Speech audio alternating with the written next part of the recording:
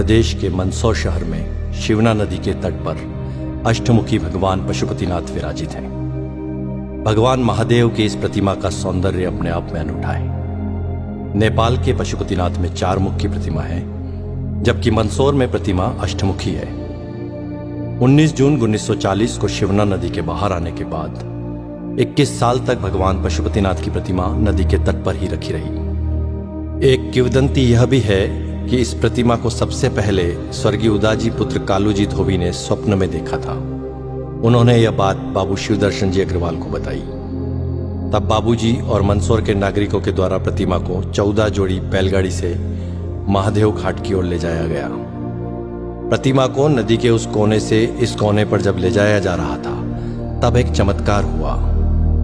प्रतिमा जैसे नदी से दूर जाना ही नहीं चाह रही थी। जिस जगह आज प्रतिमा स्थापित है, यह वही जगह है जहां से वह हिली ही नहीं। आज उस जगह पर भगवान पशुपतिनाथ का विशालकाय मंदिर स्थापित है।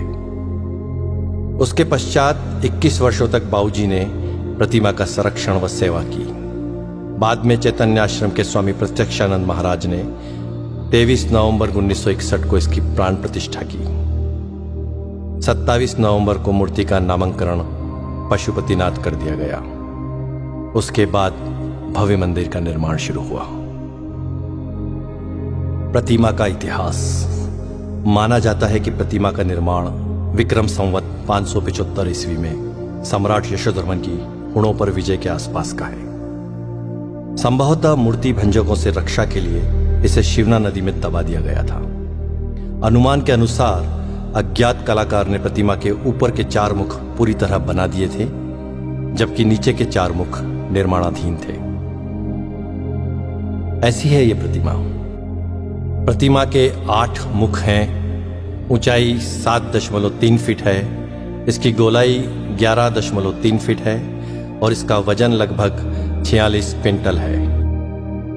प्रतिमा के 8 मुखों का नामकरण भगवान शिव के अष्ट तत्व के अनुसार है। हर मुख के भाव व जीवन काल भी अलग अलग हैं। शर्व, भव, रुद्र, उग्र, भीम, पशुपति, ईशान और अंत में महादेव। यही अष्टमूर्तियां पृथ्वी, जल, अग्नि, वायु, आकाश, यजमान सूर्य और चंद्रमा को अधिष्ठित किए हुए हैं। भगवान पशुपतिनाथ महादेव का पूर्व मुख। पूर्व मुख जीवन की बाल्यावस्था का प्रतीक है।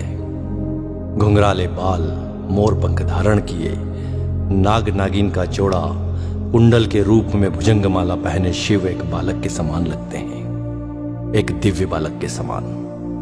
पूर्वामुखी यह मुख पूर्णतः शांत एवं आत्माराम सा लगता है।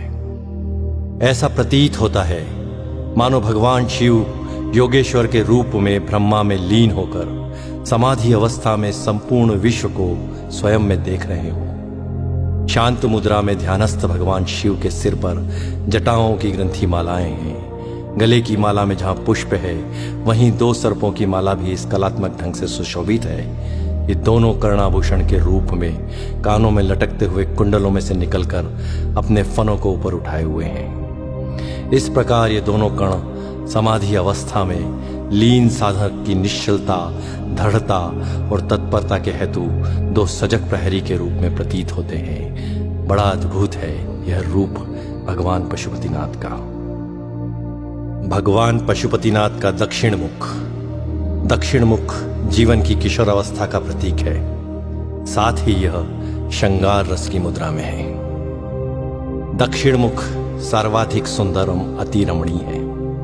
इस मुखमंडल का श्रृंगार जिस कलात्मक श्रेणी से किया गया है, उससे ऐसा प्रतीत होता है कि श्रृंगार रस के समस्त तत्व सजीव एवं साकार हो उठे हों। अनुपम केश कलाकृति से युक्त मुकुट के मध्य में सुहाना नाग शिशु है, जो कलंगी तुर्रा जैसा है, एवं एक और चंद्र रेखा। यह सामंजस्य मुख की अलौकिक सुंदरता में अभिवृद्धि कर रहा है। गले में लघु सर्पद्वय की माला एवं रुद्राक्ष की माला है। कानों में कमनी कुंडल हैं, नेत्रों में रस भरी मादकता है तथा मुख मुद्रा में मंद मंद मुस्कान है। ऐसा लगता है मानो कुमार संभववर अपनी विवाह यात्रा पर चलते समय अपनी श्रृंगार लक्ष्मी की आत्ममोहिनी छवि को स्वयं में वो मुग्ध होकर रसमय हो रहे हैं। ऐसा है भगवान पशुपतिनाथ का दक्षिण मुख। भगवान पशुपतिनाथ का पश्चिम मुख जीवन की प्रौढ़ावस्था को दर्शित करता है। यह मुख महादेव जी का रौद्र रूप भी है। अधरोष्टम नेत्र खुले हैं, मुख वक्र है, पोहें चढ़ी हैं, जटाजूट का अभाव है। सर्पों के साथ केश ग्रंथित हैं, गले में कनेर व आंकड़े के पुष्प की माला है। तप में बाधा डालने वाले कामदेव पर महादेव को इतना क्रोध है कि उनको यहां देख पाना भी कठिन है। तृतीय नेत्र खुला है जिसमें से आंख की लपटें निकल रही हैं। अंगारे के समान धधकते तृतीय नेत्र का तप मुखमंडल पर छाया हुआ है। द्विसर्प के मध्य ओम अंकित है जो भगवान शिव का शिवत्व सूचक है।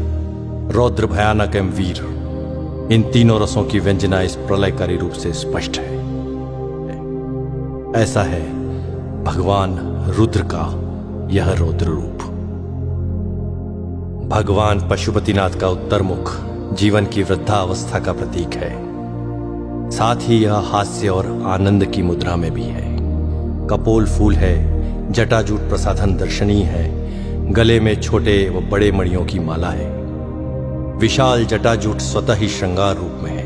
कर्ण कुंडल में सर्प झूल रहे हैं, अटखेलियां कर रहे हैं। मुख का वर्णन भी हास्य के अनुरूप ही है। हास्य मुद्रावश तृतीय नेत्र का आकार संकुचित है जो इस शोभा में वृद्धि कर रहा है। यहां उज्ज्वल धारियों ने शिवगंगा की धारा से श्रृंगारित किया हुआ है। ऐसा है भगवान महादेव का उत्तर मुख। एक और जहां प्रतिमा के चार मुख जीवन की चार अवस्था बाल्या, किशोर, प्रौढ़ और वृद्धावस्था को दर्शाते हैं, वहीं दूसरी ओर जीवन की चार व्यवस्थाएं धर्म, अर्थ, काम, मोक्ष को भी परिलक्षित करती है।